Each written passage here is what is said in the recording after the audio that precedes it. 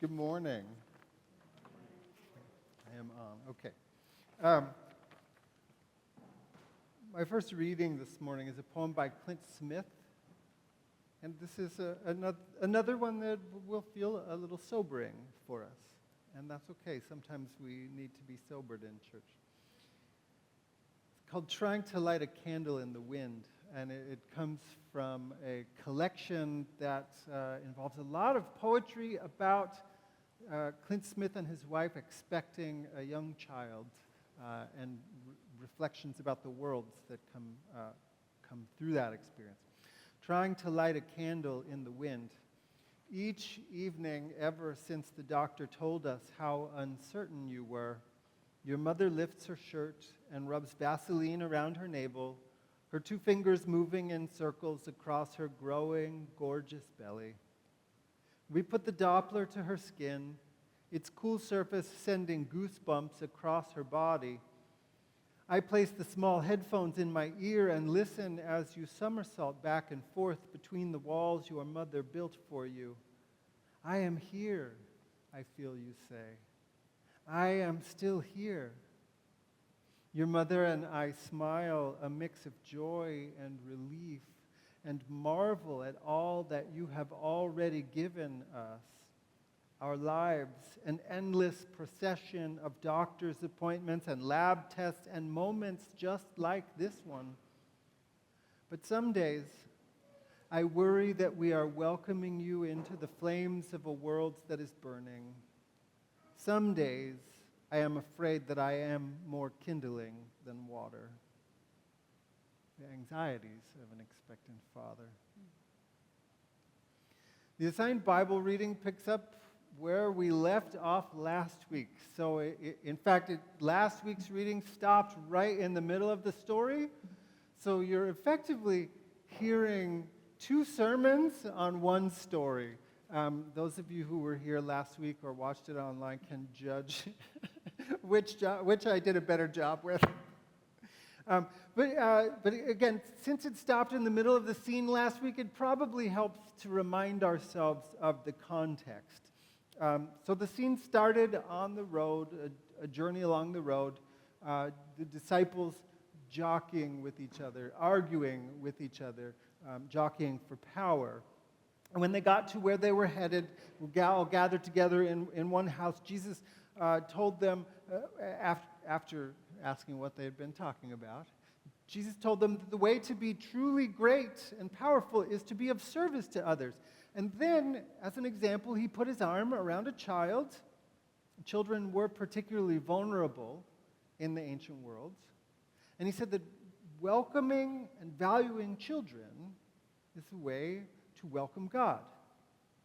And then this is where it picks up. The last scene finished, if you welcome one such child like this in my name, then you're welcoming me and also the one who sent me. And immediately from there it says, John said to him, Teacher, we saw someone casting out demons in your name. So some classic misdirection by someone who was embarrassed and wanted to change the subject and get back in the good graces again. We saw someone casting out demons in your name, and we tried to stop him because he was not following us. Jesus said, the words, though, were something like this. Jesus said, do not stop him, for no one who does a deed of power in my name will be able to speak evil of me soon afterwards. Whoever is not against us is for us. Truly, I tell you, whoever gives you a cup of water to drink because you bear the name of Christ will not lose their reward for that. Then he brings it back to the actual point that started this, and he gets kind of angry. So this is a little bit of a frightening Jesus here.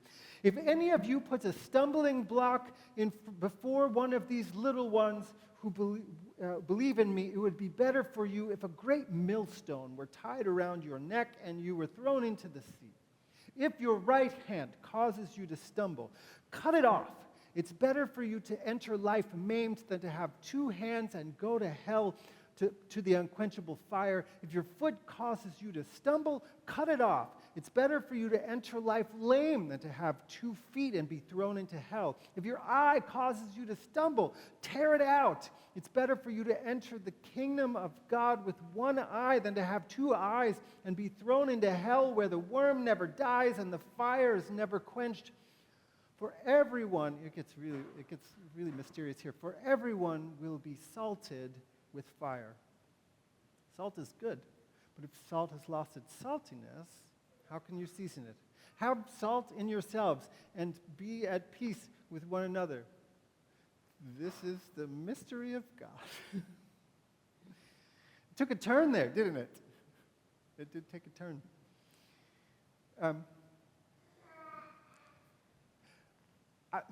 Sorry, I probably should have put a children's warning on this one. Our favorite teenager, our being Kathy and me, our favorite teenager turned 18 just over a week ago. It was Emily's daughter, Maggie. It was a milestone birthday that she celebrated without her mom, which was the first of many milestones, all of the milestones now she will celebrate without her mom. Daniel invited us to dinner with the 2 of them to celebrate this milestone as surrogate parents, and we were thrilled to go. This is what I wrote in the birthday card that we gave to her. Megs, we're obviously not parents. We're just a couple of those scary childless cat ladies that people keep talking about. But we have had the tremendous gift of watching you grow up from an adorable little kid to a talented and amazing young woman with a lot to offer the world. You've held more than your fair share of grief already. You're also living with grace and poise beyond your years. This world is lucky to have you, and we consider ourselves lucky to have you in our world. 18 is just a beginning, right? We're grateful for the gift of getting to see who you are becoming. I knew that I had hit a deep vein of truth when I got a little weepy while I was writing that. Parents or not, if we know young people and love young people, then we are invested in the future, no matter what a certain vice presidential candidate might suggest. In fact, the suggestion that one's own children are the primary measure of one's investment in the future suggests, or might suggest, that the investment is perversely self-centered. In a recent column, the preacher Ron Adams recalls being at an event years ago, put on by the Pennsylvania Council of Churches. So the keynote speaker was Amy Jill Levine, who is a renowned Jewish scholar of the New Testament. He writes, she was smart and funny and edgy and everything that you want in a conference speaker. Then he says that as a Christian pastor who preaches regularly, he was deeply challenged by something she said. So at one point, Levine told us about her son. He was a little boy then. He had curly hair, she said, altogether adorable. Imagine that little boy sitting in the front row every time you preach, she said, right there in front of you. Never say anything that will harm that little Jewish boy. And so he says, her challenge has influenced my preaching ever since because I don't want to harm her little Jewish boy. We can't be true to our deepest values, or at least not those that we profess to have, if those values get turned off and shut down after they pass through the doorways of our homes or after they go beyond the boundary of our own in-group. This week, the Philadelphia Inquirer reported that the Upper Darby School Board voted unanimously to buy a weapons detection system for their high school, which has 4,400 students. This comes after 2 occasions just this very month in which weapons were found. In the first one, a gun was found in the school. In the second, there was an AR-style ammunition magazine that was found. Understandably, parents and students were all freaked out. And so, this weapons detection system, the one that they'll be buying, uses artificial intelligence to detect possible weapons. It can also be triggered by things like 3-ring binders, Chromebooks, eyeglass cases. Officials figure that it will probably take 40 to 60 minutes to get students into the building each day. And until students have worked out what can go through the detector and what has to get taken out of their bags and passed around, they expect they'll probably have 400 to 600 searches of bags each day. That system will cost the school the school district $1.1 million over 4 years. $920,000 of that will be due in the first year. I wonder if you can think of anything that a school district might be able to spend $1 million on. Yes, of course you can. Art teachers, music teachers, counselors, librarians, books.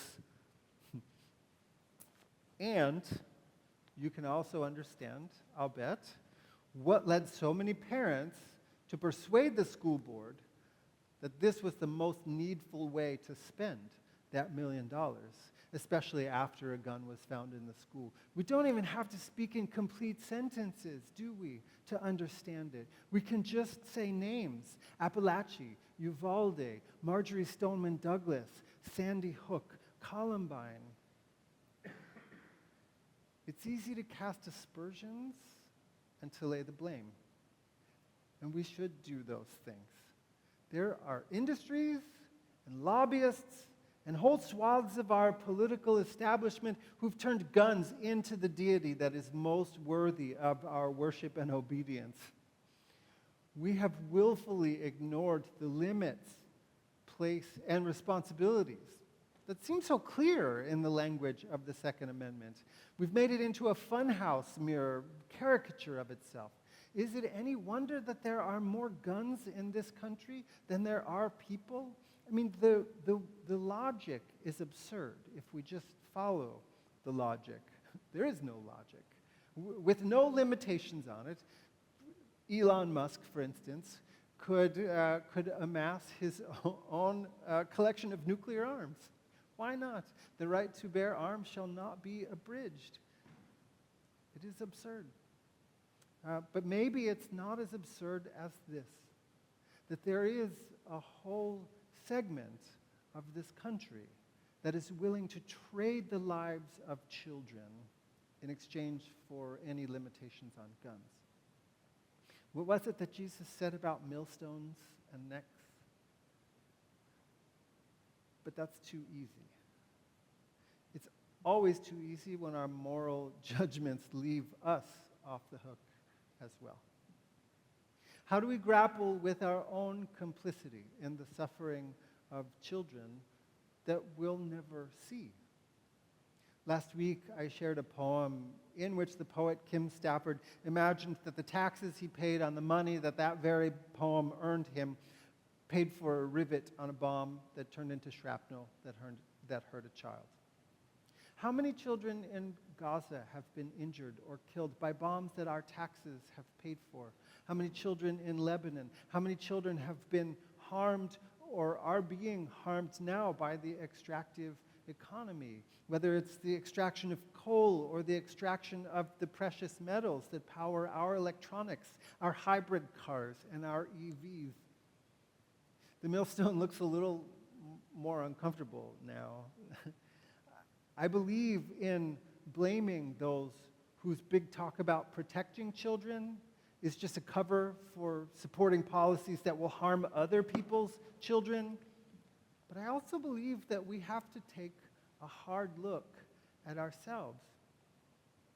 The kind of furious and frightening Jesus who comes through the Bible reading today offers us something in that regard, if we sit with that weird passage long enough. All that talk of cutting off hands and feet and plucking out eyes, it's exaggeration to bring home a point. It's shocking, but it's really an invitation to look at ourselves and ask, what might I give up or do without in order to make life a little better for the world's most vulnerable people? What can I do to keep from harming others? I'll be honest, there is not a perfect answer to that question. Every single one of us who live in this modern world would fail a purity test. If we use electricity, if we use electronics, if we drive, if we eat chocolate, if we eat bananas, if we wear clothing, there's not a standard of perfection that we'll meet. But that doesn't mean that we cannot and should not wrestle with it. And then I look at that through the lens of what I think is the weirdest part of the passage, that bit about being salted with fire. What does that even mean? Salt is a preservative, and it heightens the flavor of things. What does it mean to be salted with fire? Well, there's fire in a couple of places in the story. So, truth be told, I'm just taking an interpretive guess here. Jesus said it would be better for people to maim themselves rather than go to hell. We have some maybe sensationalized ideas of what that means. Red guy, ears, tail, cloven hooves, whatever, all of that stuff. Hell. The word in the story is Gehenna, which was an area just outside of Jerusalem where all the city's trash was dumped and burned. The word hell, Gehenna, refers to a trash pit and a fire.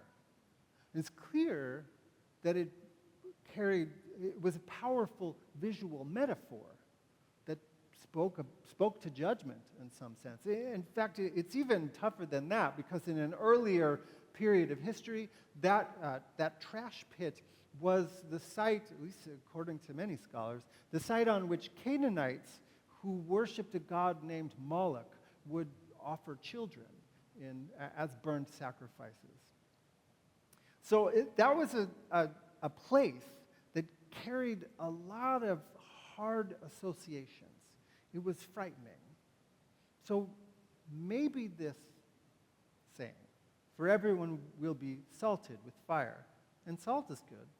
But if it's lost its saltiness, how can you season it? Have salt in yourselves, be at peace with one another. Maybe it means something like this. We need to struggle. We need to feel uncomfortable. We need to recognize our complicity. Wrestle together with these hard questions. Wrestle with how to make the world safe for all children, with how to be invested beyond the selfishness of our own DNA. Wrestle with your complicity. Together, let it trouble you and disturb you, but not immobilize you. Together, search for solutions and new ways of being and doing, because this is the way, the only way, that will move beyond the trash fire. I have to believe that this is God's good news. Amen.